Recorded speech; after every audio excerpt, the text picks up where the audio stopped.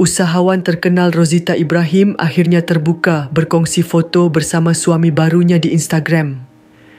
Mengambil keberkatan Ramadan, Bonda Rozita memuat naik foto bersama suaminya ketika berada di hadapan Kaabah.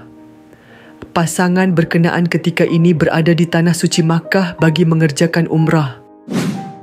Guys, jom subscribe Drama Tu bagi yang belum subscribe untuk lebih banyak infotainment dan informasi. Malah menerusi ruangan caption juga dia menulis panjang doa kebahagiaan mereka berdua bersama keluarga. Ya Allah, kurniakanlah kami keberkatan di dunia dan kebahagiaan di akhirat. Satukanlah hati kami dengan kasih sayang dan redha. Temukanlah kami dalam syurga yang abadi. Kami sayang anak-anak kami. Berikan mereka kekuatan untuk solat dan beramal kebaikan, tulisnya. Pada awal hantaran tersebut, dia juga menulis menjawab persoalan followers seakan mengesahkan kabar angin dirinya sudah kembali bergelar isteri.